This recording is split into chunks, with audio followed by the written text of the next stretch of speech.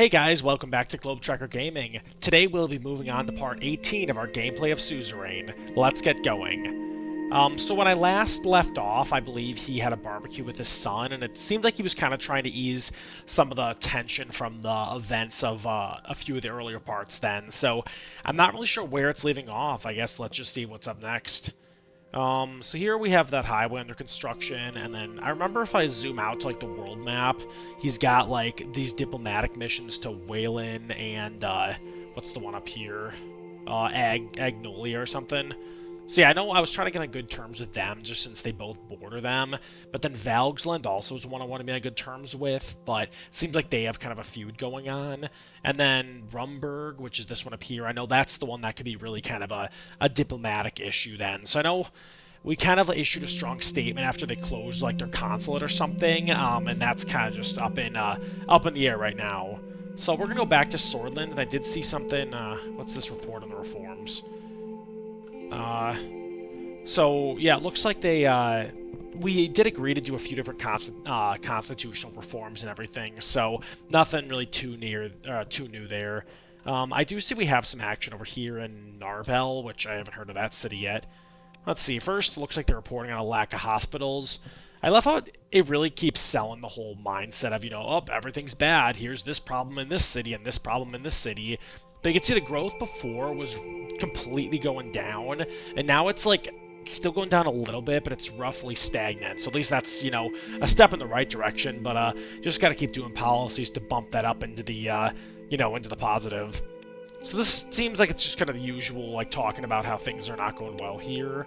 But let's go back here and just see what the presidential visit is. So I was traveling to the snow-covered city of Narbel in the Nargis region for the Rural Development Forum organized by the Ministry of Health and the Ministry of Education. I did remember, like, what I picked as my, like, kind of my focus in my term was going to be education, mainly because I felt, good education builds up the nation and everything, but I feel like there hasn't really been much to do with that there. It seems like it was kind of more like just a talking point at the time without much there. So I guess we'll see if that really makes an impact down the road then. But so the mountainous city of Narbel had gritty tones to it. It was mostly regarded as one of the poorer cities. Even after the discovery of natural resources, the years of neglect by the central government were apparent in the buildings and general infrastructure.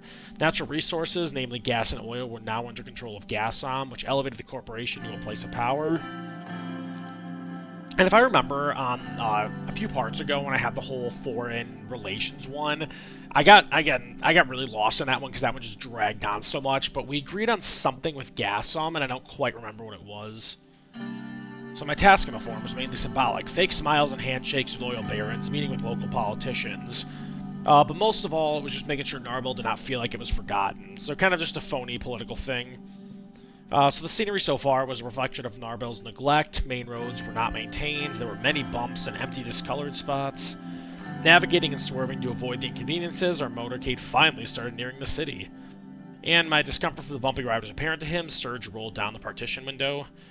"We'll be arriving at the Hotel West in a few minutes, sir." "Thank you for letting me know. Can't say it's been a comfortable ride. Good, whatever gets us out of here quickly." I'm just gonna say thank you. I don't want to come off as, like, rude or anything there.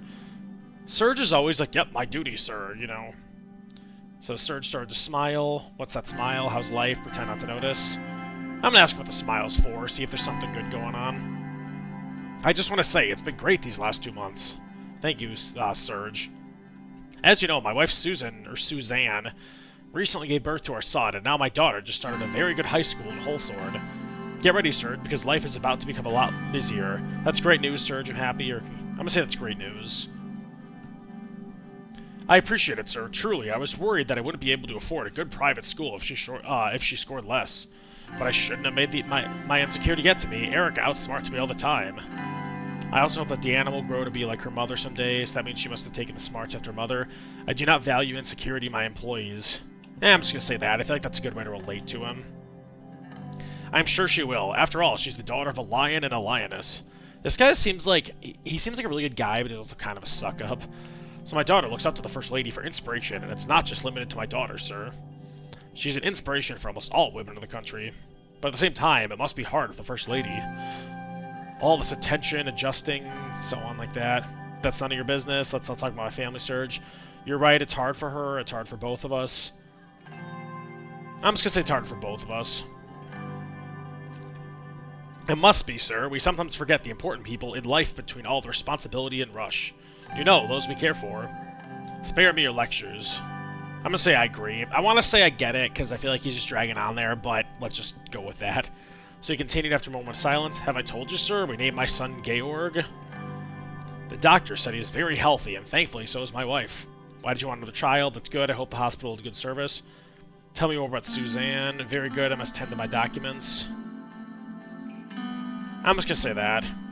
Normally, we wouldn't have been treated in one of the suburban hospitals, but thanks to the special coverage of the presidential staff. Emerald State is a great hospital. Glad that it could help. We need to increase the quality of services for all. I'm gonna say that. I think that gives the good message of, you know, unity and building up the nation and everything.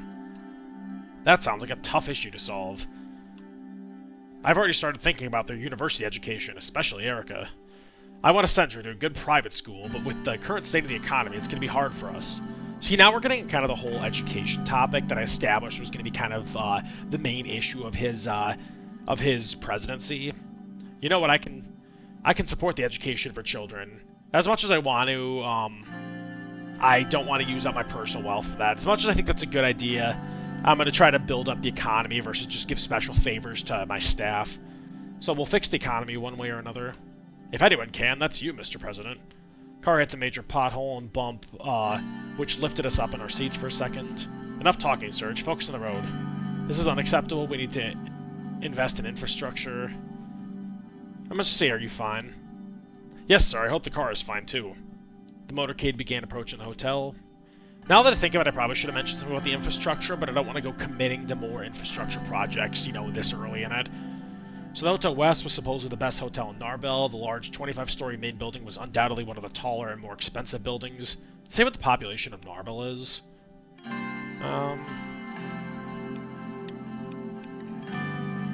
See what it even says. 0.3 million. Okay, so not a tiny city, but also not like one of the big ones like Holsort or Lockhaven or something.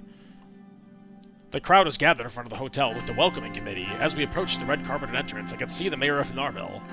Serge got out of the car and opened the door. He bowed his head respectfully. Thank you. Have a good day, Mr. President. As soon as I left, the fresh air of Narbel filled my lungs. Almost immediately, every president of the crowd flocked over to me with an excessive display of courtesy and so on like that. A mask I was very used to. Oh, that was it? Okay, I guess, yeah, mainly, I think the point of that was more just kind of establishing kind of the backstory of how the policies and everything are affecting, like, an average person like Serge there. Let me see what's next here. Yeah, just a briefing there. I'm gonna do that one on my next part there, because I feel like that part kind of dragged on a little bit, and it's probably a good timing to end this one. But like I was saying, I feel like that really showed how the policies affected just kind of the average person like Serge there. So yeah, otherwise this will do it for part 18. Part 19 should be coming out very soon. But in the meantime, thank you guys so much for watching.